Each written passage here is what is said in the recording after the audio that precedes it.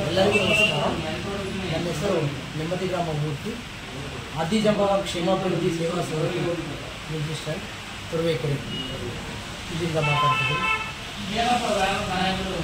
ನಮ್ಮ ತುಮಕೂರು ಸುದ್ದಿ ಮಾಧ್ಯಮ ಬರುವ ನವೆಂಬರ್ 1ನೇ ತಾರೀಕಿಗೆ 2 ವರ್ಷ ಪೂರೈಸಿ ಯಶಸ್ವಿಯಾಗಿ ಸುದ್ದಿಗಳನ್ನು ಬಿತ್ತರಿಸಿ 3ನೇ ವರ್ಷಕ್ಕೆ ದಾಪುಗಾಲು ಬಿಟ್ಟಿರುವ ಈ ಸಂದರ್ಭದಲ್ಲಿ ಈ ಸುದ್ದಿವಾಹಿನಿಗೆ ಶುಭವಾಗಲಿ ಹಾಗೂ ಇನ್ನೂ ಅನೇಕ ಇದೇ ರೀತಿಯಾದ ಒಂದು ಸುದ್ದಿಯನ್ನು ಬಿತ್ತರಿಸಲಿ ಎಂದು ಹೇಳುತ್ತಾ, ನಮ್ಮ ಆದಿಜಾಂಬವ ಕ್ಷೇಮಾಭಿವೃದ್ಧಿ ಸಂಸ್ಥೆಯಿಂದ ನಮ್ಮ ಪದಾಧಿಕಾರಿಗಳ ಎಲ್ಲರ ಪರವಾಗಿ ನಾನು ನಮ್ಮ ತುಮಕೂರು ವಾಹಿನಿಗೆ ಶುಭವನ್ನು ಹಾರೈಸುತ್ತಿದ್ದೇನೆ.